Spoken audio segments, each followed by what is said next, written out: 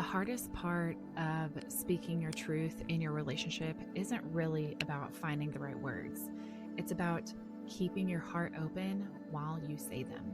You know what I'm talking about. It's about whenever you need to tell your partner something that's been sitting on your heart, it feels really heavy, and you're scared. You're scared to hurt their feelings. You're scared of their reaction. You're scared even to admit that you feel this way. So you either water down what you really want to say, beating around the bush, not using the exact words you mean, or possibly you explode. You spit fire, you make them feel bad because they've made you feel bad, and you might use your intellect as a weapon or bring up things from the past. And it's really kind of this keeping score kind of energy in your relationship. And neither of those really creates what you truly want, which is to be seen, to be heard, to be felt, to have the truth of your heart land in your partner and in your relationship without creating more division. You want to create more depth, safety, and connection, right? And so today we're going to be talking about how to stay open and present and communicate how you truly feel when you're really vulnerable or angry or triggered or sad or tired, and how to speak from the truth of your heart instead of from this open wound that is really more superficial rather than getting to the deep core of how you truly feel and what you truly need. And I'm really excited about this conversation because it's near and dear to my heart. And I know that this is a skill. It's the art of communication. And so it's one that we can all get better at. And so if you're excited to be here for this conversation, then let's dive in. Do you know in your bones that you're meant for a life that feels free and expansive? Are you ready for a conscious relationship that honors every facet of who you are as a woman, partner, mama, professional, and everything in between? If so, you're in the right place. I'm Kaya Dawn, a conscious relationship and shadow work guide who helps high-achieving, spiritual-minded women trust their body's wisdom and create partnerships where they feel just as supported as they are supportive. Lace up those sneakers, babe, and let's go on a hot girl walk together to dish about what it means to be the woman behind it all. Hello, my love, and welcome back. I am over the moon to be talking about radical communication today because it's one of my favorite things to really educate on and share my experiences about, because I have been on the complete opposite end of the spectrum to where I held my tongue and it just built up this bitterness and resentment over time that really destroyed relationships. And it's like the farthest thing I want to move away from.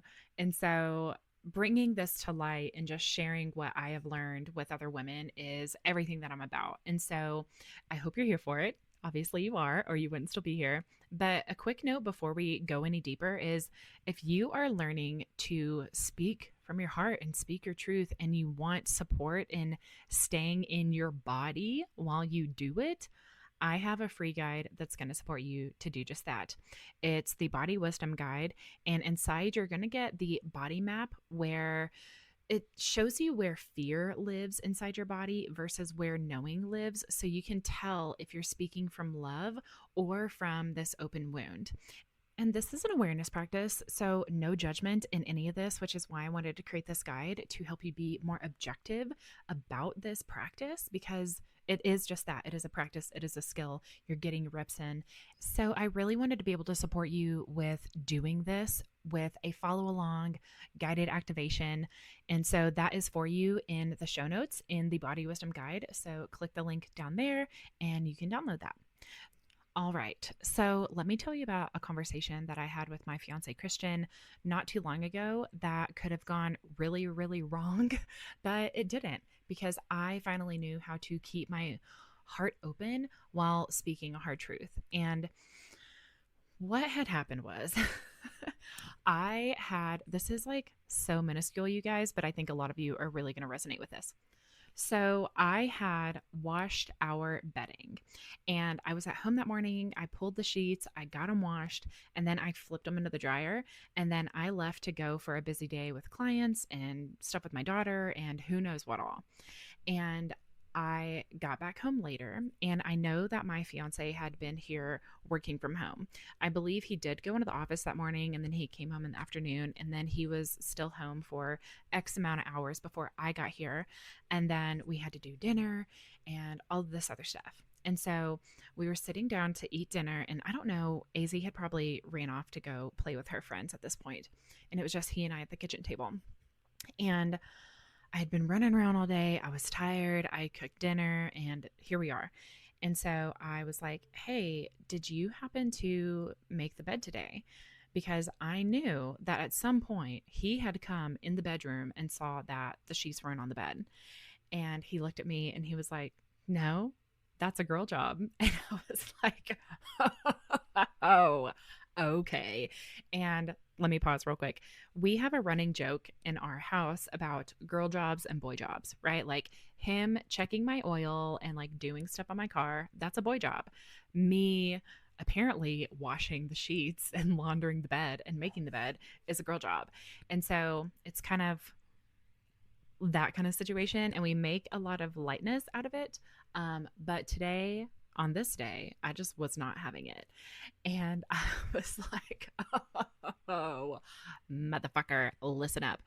And one thing that I do really appreciate with Christian is that I can be like sassy and spicy and also real, and he doesn't take it personally. But I was actually like really hurt underneath this, which is what I talked to him about.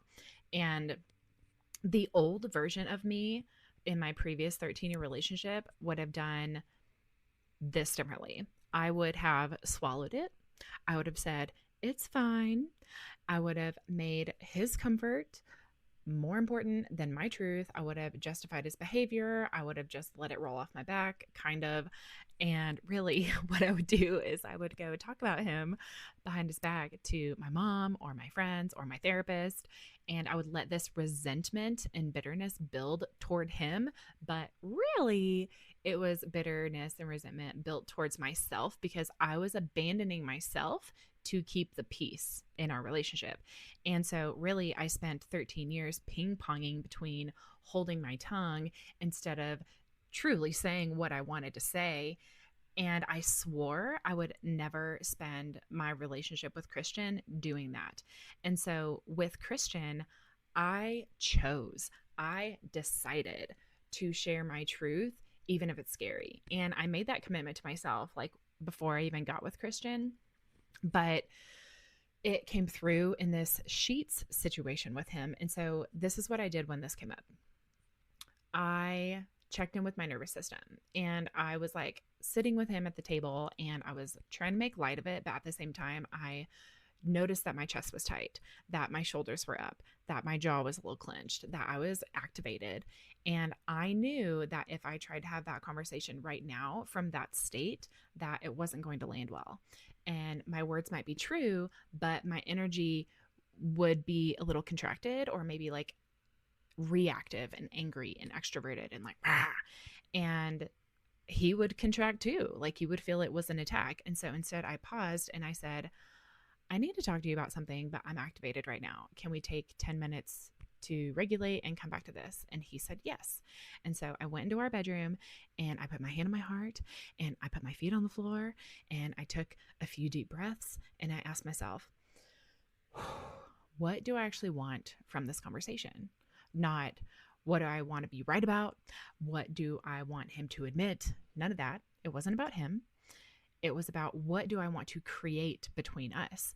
And the answer is always closeness, connection, and understanding. And I really wanted him to hear me. I didn't want him to just like fix it. I didn't really need him to apologize. Like those are nice, but I didn't really need that. I really needed him to hear me, like the deeper energetic undertones of the truth of my heart. And so after I noticed my nervous system, then I checked my frequency. Was I still in a shadow state? Was I trying to contract and blame him and start a fight? Or was I in the gift frequencies of openness, loving, seeking connection? And I realized that I was still in the shadow state a little bit. I was feeling justified in my position, that there was a part of me wanted that wanted to make him wrong for not going ahead and doing it, even though I knew that he was aware of it. And so I sat with that, right? I breathed through it. I let it be okay. I let myself feel the hurt underneath the blame and what was really happening, because our relationships are our mirrors to show us why we're getting upset about this thing. Because again, it's never about the sheets and it's never really about the other person. It's always about your role in the relationship and what you make it means if X happens or if Y happens, right? And so I really was able to shift into the higher frequencies of teamwork and connection and understanding and depth and safety. And that I want our altercations or our, rifts in our relationships to bring us closer rather than divided. And that I love this man and I love myself, and that we both deserve to get the full spectrum humanness of my existence, whether it's, perfect or imperfect. It is what it is. And so once I had grounded into myself, then I went back and had the conversation, and I sat down next to him. I put my hand on his leg, because that's an aspect of like intimacy and connection. And I said, I want to share something with you, and I'm practicing keeping my heart open while I say it. So if my voice gets a little tight, or I sound like I'm getting a little activated, or I'm blaming you, please know that's not my intention. I'm just learning how to do this. And then I shared my truth from my heart, not from the wound.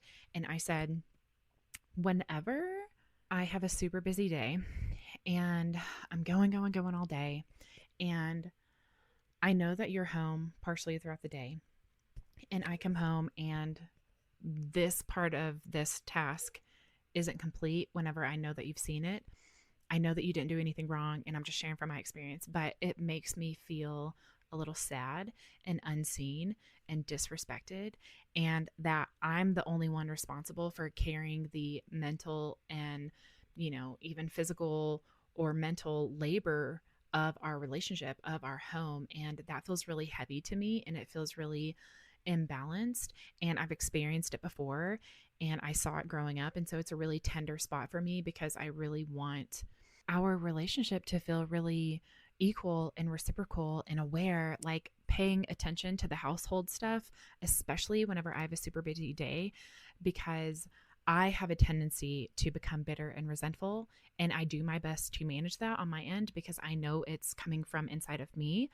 But it's important for you to know this too, so that we can best support each other in continuing to grow closer as a team, and working together and kind of picking up each other's slack, and it being this really like fluid dynamic, instead of the mental load and labor of running a household mostly fall on me. And I know that wasn't your intention, but I do need you to know that this is what I experience and this is how I feel, and I just need you to know this, because I've experienced it in my previous relationship, and I'm completely unavailable for that moving forward. Like, just so you know, like I'm not here for that. And you know what happened? He didn't get defensive. He didn't shut down. He didn't make excuses or make me wrong. He said, thank you for telling me that. I didn't realize how important this was for you and how it landed for you. And that's not what I want to create. I want to support you. I want you to feel loved. I want you to feel respected. And we talked, like we really talked, you guys, from open hearts. And that truly is the power of speaking your truth from love instead of a place from a wound. And so I want to break it down to you really what was happening here, so that you can integrate this into your life and relationships too. And so really for me, what I see are there are these three things happening when you're able to keep your heart open in difficult conversations. And those break down to awareness, safety, and communication. And inside of those three pillars are three practices that make this possible. And so I want to walk you through them. So the first practice is taking responsibility for your role in your relationship. You've heard me talk about this a lot. Is vitally important. And this comes with the awareness, right? Okay. So the pillar of responsibility goes with awareness. And so you have to take responsibility for how you show up in difficult conversations, in difficult interactions, in when you get triggered, for your patterns, for your tendencies, for your nervous system response to what's happening outside of you and within you. And if you're the only one who responds in anger or collapses into people pleasing or shuts down, nobody else can really take responsibility for that, right? Only you can. And if you want the other person to take responsibility for their role, then you have to also do the same and or potentially bring that to the table first. And I know that kind of sucks, but women are the leaders in the relationships. Like, let's just call it what it is, because we are love. We are rooted in love. We are most likely, if you are like a cisgender woman, I, femininely identified woman, let's just say that, then you are love, you are expression, you are fluidity, you are the storm that is experience and expression, which is the feminine. And the men are containment, they are presence, they are structure, they are logic, they are emptiness to receive that expression. And they are also craving freedom when we are craving connection. And so just understanding those additional energetic undertones and embodiments can be really supportive as well. And so, because we are love, because we are expression, because we are experience, we are the leaders. Let just admit it, just accept it, just embrace it as best you can, because oftentimes it pains us more, the dysregulation or the pain that we feel or the words that are unsaid and all of that deeper spiritual and emotional energetic stuff. It affects us more than it does the men, and so we tend to have to lead the relationship. So I just wanted to put a big highlight on that really quickly. So let's dive into why it really matters to take the lead and be the one to bring it to the table first, is because how you show up in hard conversations, it's not an isolated event, right? It really bleeds over into how you show up in the entire relationship, right? And so it's not just about the moment of conflict, right? Like for me, it wasn't just about the sheets. It's about how that experience makes you think certain ways about your partner, right? It kind of informs the beliefs that you have about your relationship potentially. And it can really inform the energy that you bring into those mundane Monday afternoon moments, right? And so you have to bring awareness to all of that. And so, how do you do this? Well, before you have the hard conversation in the first place, you really need to understand, what's my pattern when conflict shows up. For me, it's to blame and get bitter and resentful, right? Stories of like, oh, it's always going to be like this, or like, he's just like my ex, like those things come up. And it's like, okay, awareness, right? Is this actually true? Also, noticed, do you collapse or do you explode? What does your nervous system generally cause you to do? Are you a runner? Are you a fighter? Are you a collapser? Are you a fawner? Right? And what energy are you bringing to the situation right now, to the relationship? And so whenever you have this awareness, then it allows you to take more of an objective perspective, not opinion, and you can really decide how you want to move forward. And so whenever you bring that awareness to yourself first, then you can extend the love and the trust and acceptance and forgiveness to yourself and then to the other. And so, for example, in my first marriage, my pattern was I would swallow everything until I couldn't anymore. And then I would explode with months of resentment and keeping score all at once. And I had to own that. I had to see that I am the one creating this dynamic and I'm the one breaking trust with myself first. Really? Right? I was the one self-abandoning. And so I had to take responsibility for my role so that I could start to show up differently. And so the real question underneath all of this is, do you trust yourself? Do you trust yourself to say the hard thing? Do you trust yourself to take responsibility for your role? Because if you don't trust yourself to take responsibility for your role, then you can't really ask the same of your partner. It's just not fair.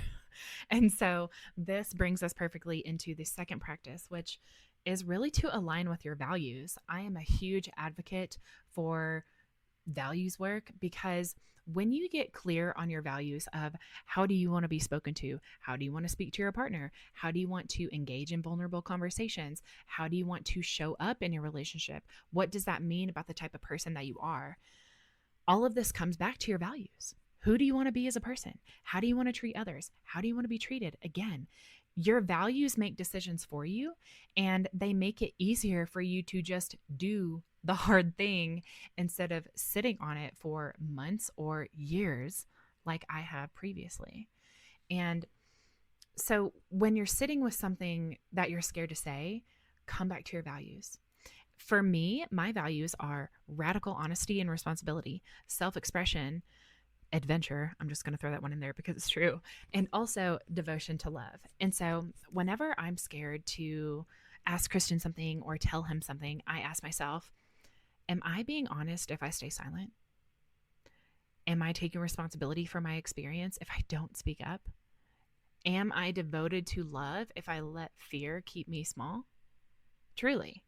And really, it's those questions and aligning with my values that pushes me over the edge, because staying silent doesn't align with the person that I am. And so, in my previous relationship, I was too scared to own how I felt and say what I needed to say. And it made me toxic. It literally gave me this metallic, like feeling sensation taste in my mouth because I wasn't speaking up. And obviously, I went deaf in my red ear at a miscarriage, and I completely lost myself on a spiritual and emotional and identity level.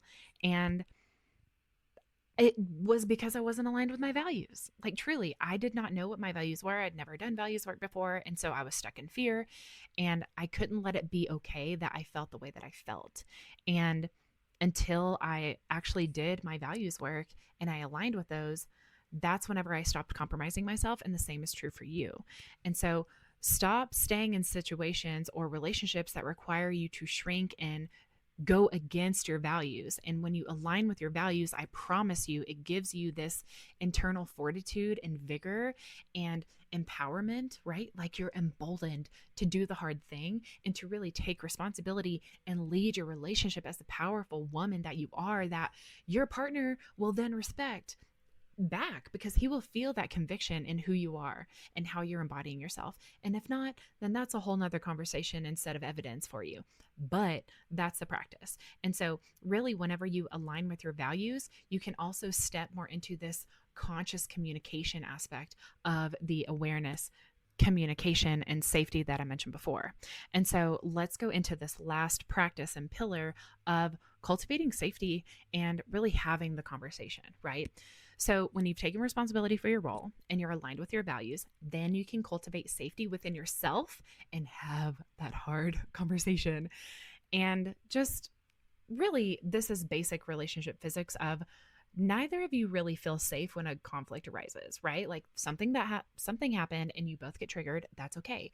It puts you both on alert and defense because your nervous system and your brain are responding to this stimulus. It's all okay. It's all information. But when you can regulate your own nervous system and come to the conversation from an open heart, it creates the possibility for them to stay open too. Because if you're dysregulated, you're going to dysregulate them, and vice versa. But if one person becomes regulated, then you can regulate the bunch, right? And so how to do this is, I really want to invite you, before you even have the conversation, really come home to yourself. And that comes with setting some ground rules with yourself. I just helped a client with this a couple weeks ago, and she feels so strong. She's like, I finally have this boundary that I can stick to with my husband that feels so good. And I know I can count on that.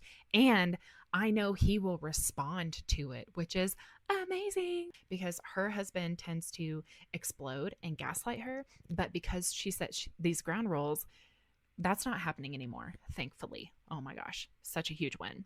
And so when we set these ground rules, it really comes back to, how do I want to show up? And clarity comes through, I want to be grounded. I want to be honest. I want to be calm. I want to be patient. I want to listen, right? I want to speak from my heart. I want to speak respectfully. I want to be spoken to respectfully. I want it to be a mature adult conversation, right? And when you set those ground rules within yourself, then you can bring it to your partner, which is exactly what my client did. She said, can we agree to respect each other in this conversation? Can we do our best to stay calm? Can we take a break if we need to, right? And that created a container for the conversation. And so going into the second step of this is, I really want to invite you to remember that you each want to love each other well. Before you start the conversation, drop into this truth of, I want to love this person well, and they want to love me well. And there might be sticky energy, but underneath, we really both want connection. And that automatically drops you into your body and into your heart and into your truth and into the highest expression of love, right? And so the third step of this is to start from vulnerability. When you sit down and have the conversation, I want to invite you to say, if it feels comfortable with you, that there's been something on my heart that I want to share. It's really near and dear to me, and I'm kind of scared, but I need to share this with you. And so, automatically, right there, it lets your partner feel that deeper energetic undertone. Like you can hear it in my tone, right? Of you're speaking from the depths of your heart, and that can really soften something in your partner. And really, what's happening here on an energetic level is you are dropped into your feminine, which is that feminine expression and fluidity and comfort and love. And that allows your masculine partner to step up, right? It just like it turns the lights on inside the house in regard to that masculine to be like, wow, she really needs me here to show up for her. And it activates them into that energy that you need. This is ideal, and I know that it works. However, it's not a guarantee. And so if that's not really the case, then I'm sorry. And that is a whole nother conversation. But this is what's possible, which is why it's important to share. And so you can't control how they'll respond, of course, but when you approach it from this truth and the depth of your heart, something shifts biologically because, again, we want to love each other well, right? And so whenever you can really speak from this somatic experience as well, it enables you to not make them wrong or not blame anybody, and you're really taking responsibility for your experience. And so it looks like it hurt my feelings when, or I felt my stomach drop when this happened, or I felt my heart close whenever this happened, or I noticed this happened in my body and it makes me feel this way. So that somatic experiencing aspect of what you can invite your partner into really becoming more aware of can be so vitally important, because essentially what you're saying is, I feel scared, right? I feel sad. I feel hurt.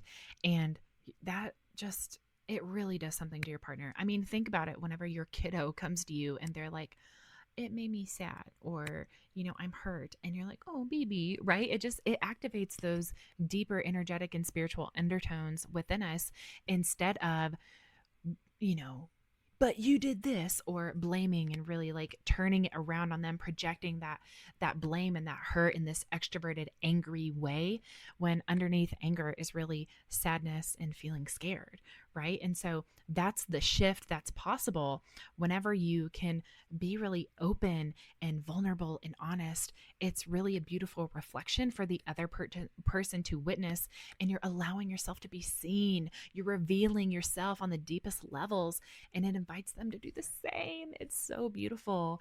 And I want to talk about if they shut down, because that's a possibility, and it's also information too.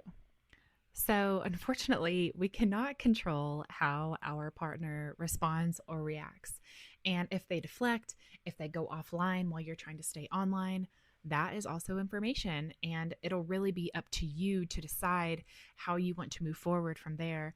And that comes back to self-trust, nervous system safety, and your values. But when you show up in your truth and vulnerability of your entire being, like the somatic experience in your body, the depth and the truth of your soul, that moment can be really beautiful. And I hope that it is for you, because I've experienced it and it is incredible. And it can really connect you and your partner if they're able to stay online to reflect things back to you as well, and to share their experience and to stay in that conscious communication, which maybe you haven't experienced before in your relationship, but you have been craving it all along, because I know you have, because I'm the same exact way as you. And it's what we want. We want to feel truly seen, and we want to allow ourselves to be revealed. And let's face it, most of the time our partners just aren't as well versed in that, and they kind of need some support. We're all just little kids looking for love, right? And we just need a safe container to allow ourselves to be seen, because it's really tender. And for a lot of our male counterparts, they haven't done the work that we've done. Let's just face it. Like the emotion wheel with all of the different emotions and ways that you can label your feelings and sensations in your bodies. How many of your partners have actually looked at that? I don't know if my fiance Christian has ever looked at that, and he's not as articulate in those kind of ways that I am. And so I lead our relationship in that way.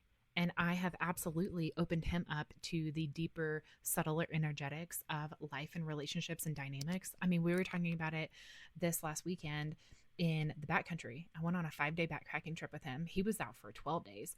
I just went out for 5. But he was like, yeah, you've really opened me up to this aspect of it. And it's because I have shared through my own experience with him. And so it's really this way of being empathetic and understanding to your partner that can really have your relationship blossom open like a flower if you're willing to do this work. And I know that you are, or you wouldn't still be listening to this podcast and you wouldn't be here doing that work. And I know you want that depth, safety, and connection. And I truly believe that conscious communication, radical honesty and responsibility, and allowing yourself to be seen and revealed is the bridge to allow your partner to do the same and reciprocate that back. And so let me weave all this together for you really quick, because I know that we covered a lot today. First things first, take responsibility for your role in your relationship. Know your patterns, know your nervous system responses, bring it back home to yourself first with that awareness, and really sink into that deep love and trust for yourself. Next thing, align with your values, because really you need to identify who are the person that you want to be. How do you want to feel? How do you want to show up? How do you want to be spoken to? How do you want to speak to other people's? And really let your values make the hard decisions for you, because they will, I promise you, push you over the edge whenever it's hard and you don't want to do it, but you're going to do it anyway, because that's just the type of person that you are. And last thing is cultivate safety and have the hard conversations, do the hard things, be a virtuous person, set ground rules. Remember that you want to love each other well and that we're all just little kids looking for love. And so start with that vulnerability and speak from your somatic experience, right? I'm experiencing, I notice, I feel this, like it hurt me when this happened, right? And all of this comes down to awareness and safety and communication. And on the additional umbrella spokes of this is nervous system regulation, radical responsibility, embodiment, identity work, emotional maturity. My gosh, I'm like oozing over this conversation right now, because I really just want you to be able to articulate who you are, what you need, what you're feeling, and what you want, and how you want to love the other person well. Because that's what I had to do whenever I was owning my shit with Christian and being like, I am feeling bitter and resentful, and I don't want to do that because I want to love you well. And you want your relationship to be safe, just like I do. You want it to feel like home. You want it to feel ooshy gushy. And whenever you do this work, it is totally possible. Building a conscious relationship takes work. It's a challenge. It's not for the faint of heart, and it takes a devotion to love itself. A lot of relationships struggle because people are self-serving instead of relationship serving, and they're really falling into this first stage love, this self-focused defensiveness, projecting pain kind of shadow state, instead of being in second stage love, which is more we-focused, teamwork, reciprocity, fully accepting of yourself and the other person, especially when it's hard. And we all want to feel like we belong. We all want to feel like we're accepted, like we can be our full selves and feel safe in that. And that process starts with yourself so that you can extend it to the other. And it's really reparenting, right? And coming back home to yourself and saying, I see you, little one, inside of me, right? I love you. You're worthy of love. You're doing a great job. Everything's okay. You're safe with me. I got this. You can do this. And that's the foundation, the depth and safety and connection within yourself. And then from there, you can create that depth, safety, and connection with your partner. And so if you have enjoyed this conversation today, I really appreciate your time and your energy and your focus. This is vitally important to me and a conversation that I would love to have over and over and over and over and over again. And so I probably will, but that is enough for today. I hope you have a beautiful rest of your day, and come into my DMs on Instagram and let me know how this conversation landed with you. If you try it, definitely report back and let me know how it went. And I'm just sending you with so much love, because I know that it's hard out there for a pimp. Right? Like, we're all just doing the best that we can and trying to love fully online and with our entire being. And that's beautiful and warrior work. So I see you, love. Keep it up. You're doing a great job. I will catch you again soon. But between now and then, as always, be brave, not perfect. And I'll see you next time. I hope this episode reminded you that life and love are supposed to feel safe and expansive, and gave you clarity on the next right step you can take in your relationship. If so, please take 30 seconds to leave a review. Each one helps get this content into the ears and hearts of women just like you. I'm excited to hang out again soon, having more conversations on how to create the relationships you've always dreamed of. Keep following what feels expansive, babe. You're so worthy of it all.